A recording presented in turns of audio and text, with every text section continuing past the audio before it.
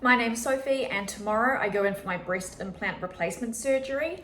I'm going to make a little video that takes you through my recovery process, my return to exercise, and what led me needing a replacement in the first place. So my first breast augmentation was in 2010. I was 21 turning 22 and I went with a surgeon here in Auckland. I didn't want to go overseas, heard some kind of risky stories, and I just wanted to do my recovery here and feel comfortable. So I went with a surgeon in Auckland. I went with 320 cc's and the brand was Nagor, I think. It was a textured implant and it was a teardrop shape.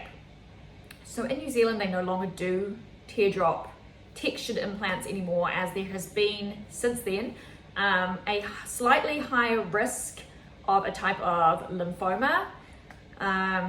So now they kind of switch to smooth and they feel that is the safe option. So back then they thought the textured ones were a bit of a better option to for the recovery process, and they have since done some research and decided no, so the smooth is better. My recovery from the first op was fairly easy. I had pretty much had no boobs, like I was a small B, I'd say, before. I remember taking medication and my mum having to help me sit up to take my medication because I couldn't use my core or anything like that. Not that I really worked out back then, and now I'm a personal trainer. So definitely going to hit me harder with the recovery this time.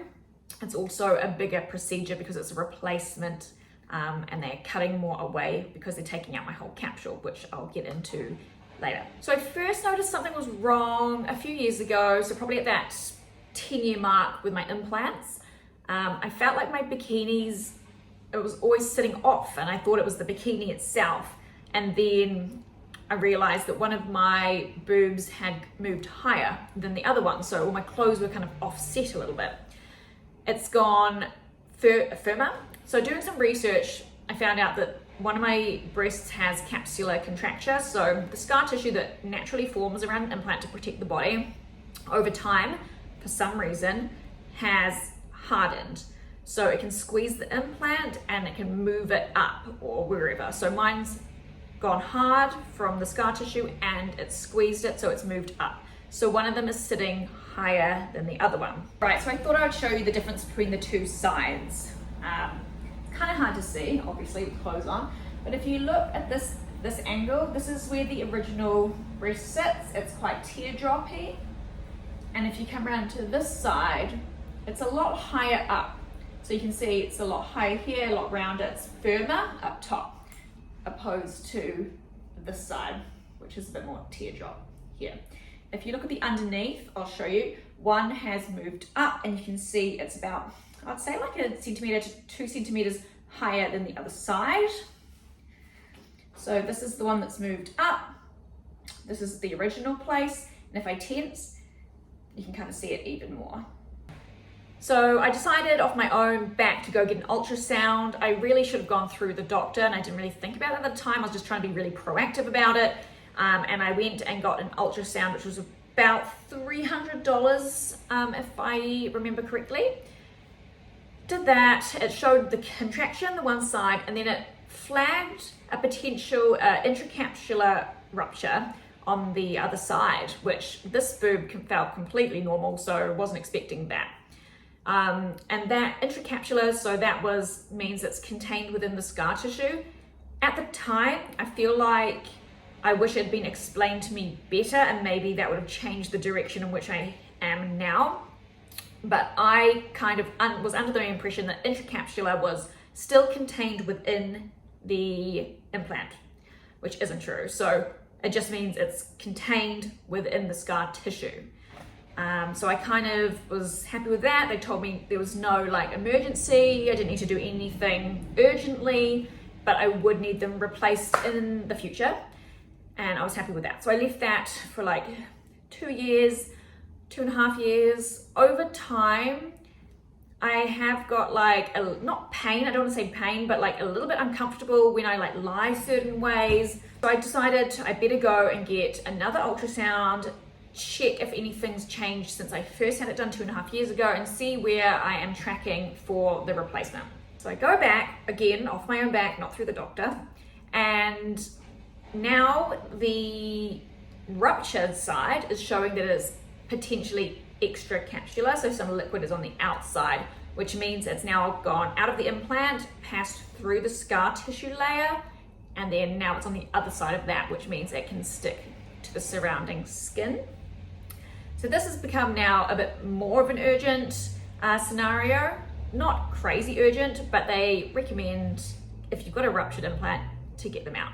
So I started that process. So now I am at the 13 to 14 year mark since I had my implants first put in. So it's getting on. They kind of recommend after 10-year mark that you look at replacing them if they're more likely to have something wrong with them at the 10-year mark. If there's nothing wrong with them, then you don't need to replace them. However, you don't want them to get to a point where there may be something wrong either. So regular screening, like every 3 years, is now recommended just to make sure nothing's happening to the implants and you can get there before a rupture, like in my case. So now that I know I have the ruptured implant, I've had some appointments with 3 different surgeons, and I find it quite crazy because you want to shop around, you want to find a good surgeon, you're hearing recommendations from people, you're doing your research online, but you can't shop around for a surgeon because every time you go to have an appointment, it's like $300-400. So I had 3. So already that's so much money spent, and honestly the cost is just crazy. So I saw one in Hamilton. Logistically, that was off for recommendation, but logistically not going to work for me because my husband is legally blind and we have a business in Auckland, and recovery wise I can't drive for 3 weeks, so it was too much, too hard. I went to see another surgeon in Auckland, kind of wasn't sure about the vibe of that, and then I got a recommendation from the one in Hamilton to the one I'm actually going to now. So for a while there, I was tossing up whether to remove completely or replace. And I did get lost in a little bit of social media spiraling about people's bad experiences with implants, the breast implant illness people sometimes feel they have, and kind of psyched myself out a little bit with that. I've also had them for a lot of my adult life since I was 21, and the thought of not having them, it actually felt like something was being taken away from me rather than just going back to my original body.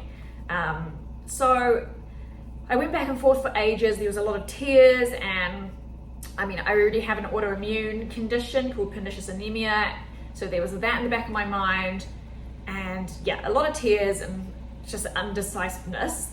So in the end, by the time I went to the 3rd surgeon, I was like, I'm just gonna put it all out there that I'm on the fence, and I'm just gonna see what they say, what do they recommend, because if I get them replaced, I will have to have them replaced again further down the track, hopefully longer this time. Or was it better just to remove them and be done with it? And the cost is crazy. With his recommendation, he thought I should replace them.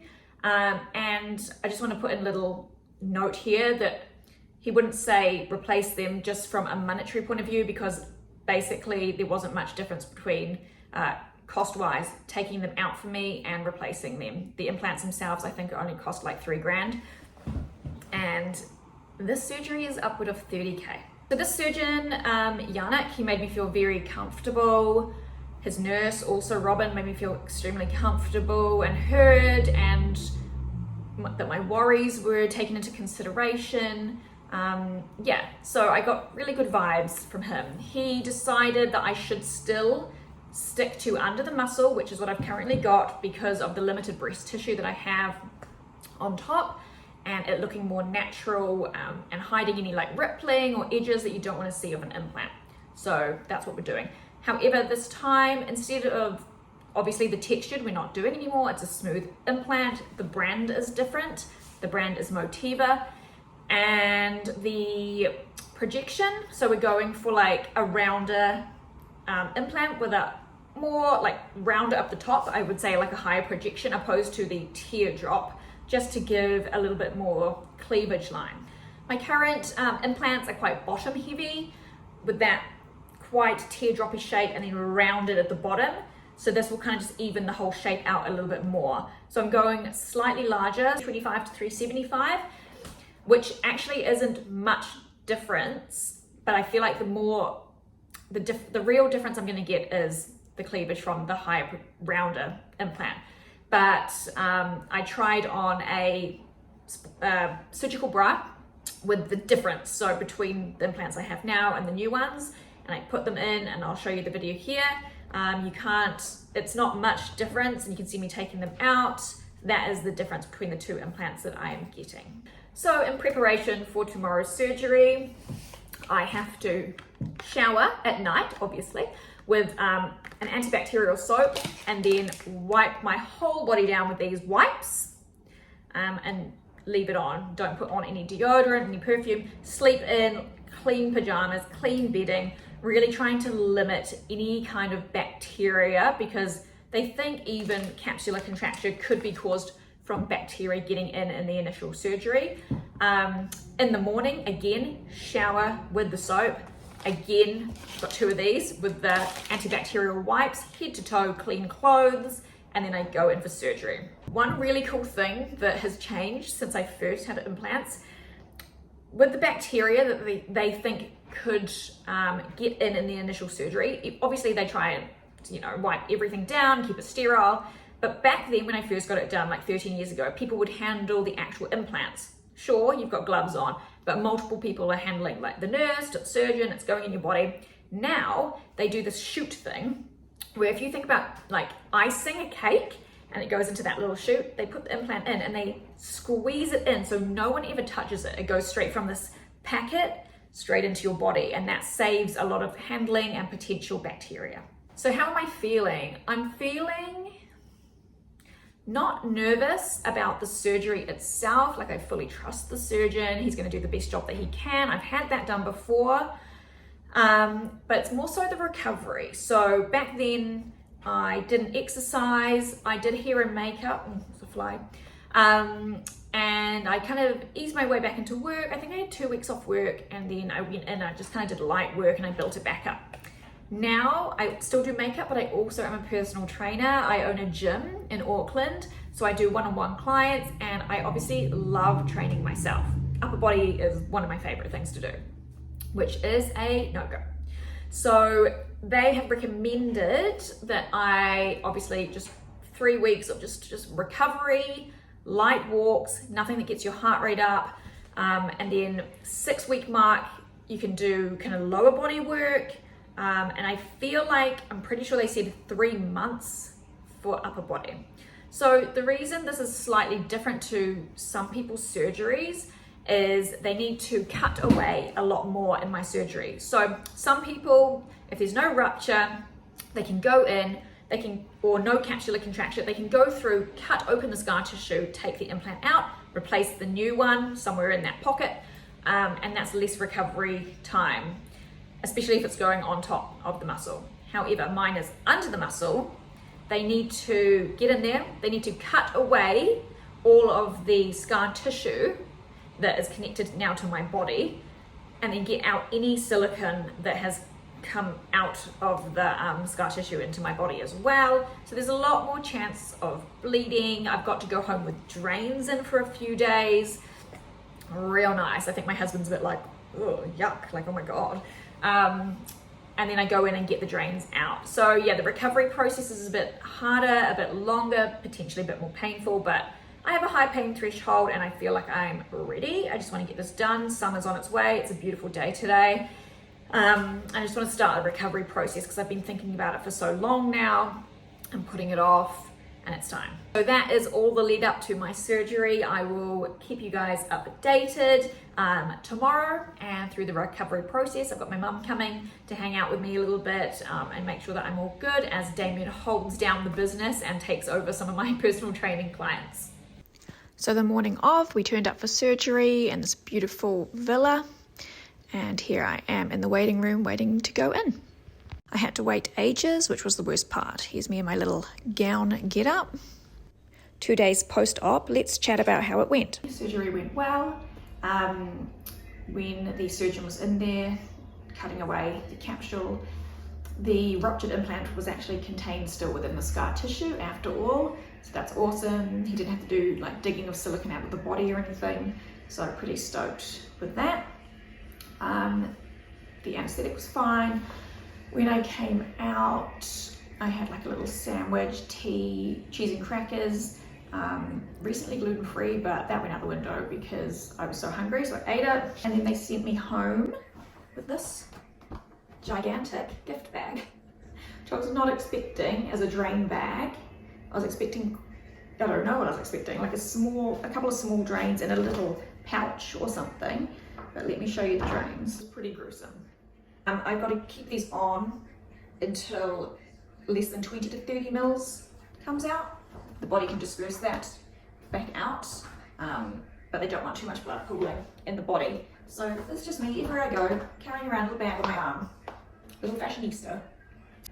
I've been quite emotional. I think the anesthetic did a number on me. I've had a few cries. I even cried because I thought they looked tiny, like smaller than my last implants, even though this 50 mils bigger. It's quite painful. I'm taking codeine and paracetamol, and Damien has to help me get in and out of bed because I can't use my chest muscles. If I try and sit up, it activates them. So he has to put his hands behind me and lift me in and out of the bed. I got these muscles so I can pick her up, push her out of the bed. Get out, get out. Eating as per normal. Been eating a lot of soup, a lot of fruit.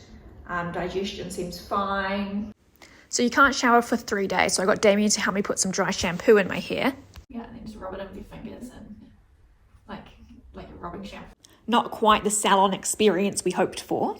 Smells like a mosquito candle. Sorry, I'm getting some fingers. I don't know how to use this. It's beautiful now. Thanks. Maybe I should do your job. All right, day 3 post-op. In a lot of pain. My left side is quite mobile. However, the right, I can't even lift it towards my head. So this side of my body is useless. I can't hold a cup. Even that, holding just a little cup puts like an intense pressure or pain here that feels really weird, and I feel like I shouldn't do that. So it's just literally by my side, and my right hand is the bag holding side with the drains. I'm kind of doing everything with my left hand. Day 3 would probably be the day I'd be like, don't get cosmetic surgery if you haven't started. I changed into a bra that I got from Kmart, post-surgical bra. I think it was 2 for $20 that they recommended. And I put on some mascara today, moisturized, but I'm pretty happy I got my brows and my hair done before I went into surgery, because I feel pretty mank otherwise. I've been living in this hoodie. Yeah, it's not a glam life. It's getting pretty heavy, this bag. So with the drains, they come out either side, tied to my pants, and then go down into that bag there. I just hide them there so that they have a little bit of pressure removed off them. You can camera shy. Definitely had periods of feeling lightheaded, maybe it's my iron or B12, but found a comfortable way to sit on the couch. Day 4, felt like I turned a bit of a corner, managed to get out of bed by myself without help, and also managed to tie up my hair. Cue day 5. Showered, bag drain free, feeling like a new woman. So I had my drains out today, as you can see here. The most disgusting feeling ever. So it felt like you could feel them pulling it, and it was like uncoiling out of your breast. I liken it to like when you get a smear and it's like scraping the sides and you're like, bleh. It's like that. Met my surgeon today. He said everything is looking really great, healing well through the incisions. The reason I cannot lift this arm as much as the other one, it feels like a really tight muscle under the armpit, is because this pocket that this implant was in was a lot larger. So he had to sew some layers of stitching through the muscle. So that is what's going on there. If he did not, the implant he would have just put in could have potentially moved to my armpit over time and created like a big gap in there and It's not what we want. Haven't had any painkillers today. I finished my antibiotics, so we are on the up from the pain. Aesthetic wise, so I'm happy with how they're looking. Definitely have a lot more volume up the top opposed to the bottom. So to me, like, these implants are only 50 mils larger than the last ones, which is nothing if you think about a little shot glass. So to me, total volume, they look completely the same. However, how that volume is dispersed, I can notice a difference there. I think I was really worried at the beginning that they were smaller than my original implants, but it's just because I was so used to seeing that bottom heavy look. But yeah, he altered how far up each one sits, so they're a bit more even. Can't deny the cleavage up top.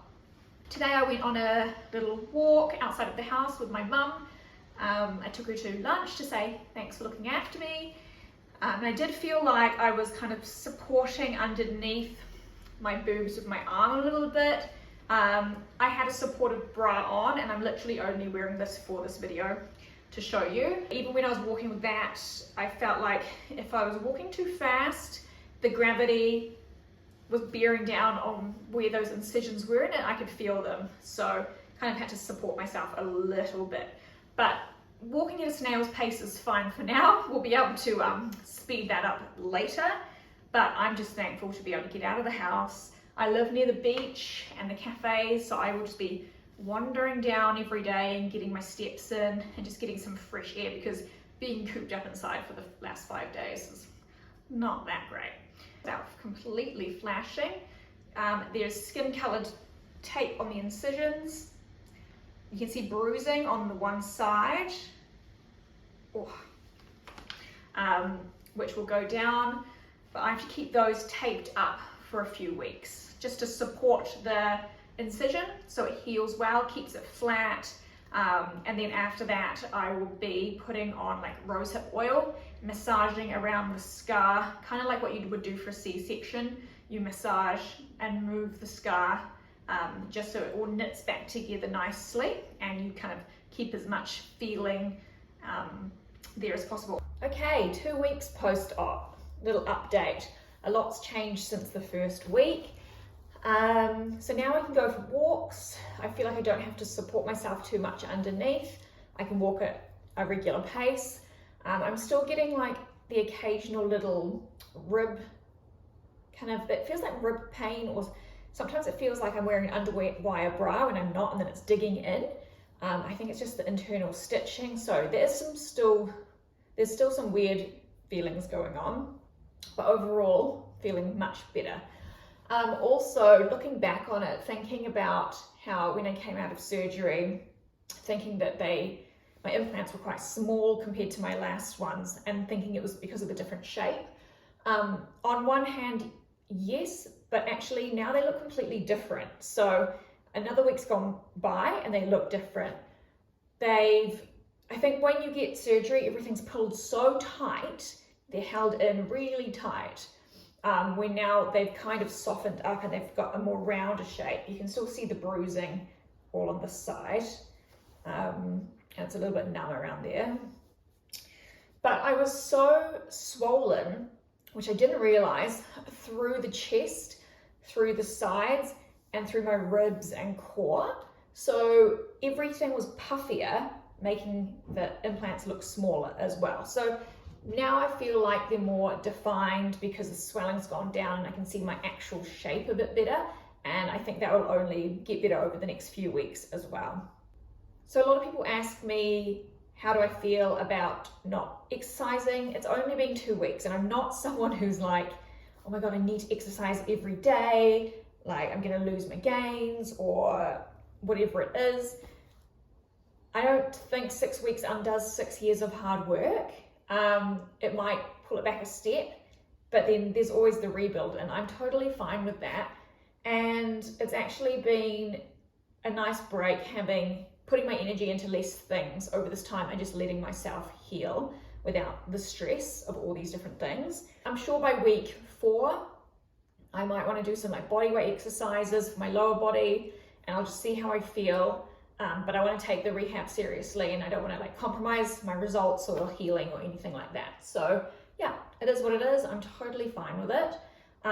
Other things people ask me are, am I really bored being at home? No, it's been 2 weeks. First week was really good for healing and recovery. Second week, I've been doing work admin. We've got some big things coming up for Strength Block, and yeah, I've been working hard on those, and so has Damien. Damien's been holding down the fort, doing clients and admin at the gym, and I've just been at home doing the admin side and getting things moving there. So excited about it, and I can't even say anything about what that is yet, but I have not been bored, that's for sure.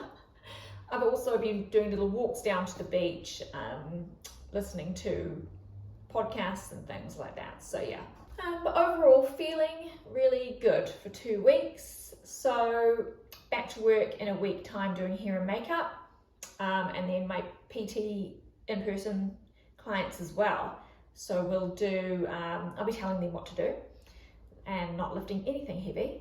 But yeah, going back to the hair and makeup, I think I'll just see how it goes. Makeup should be fine.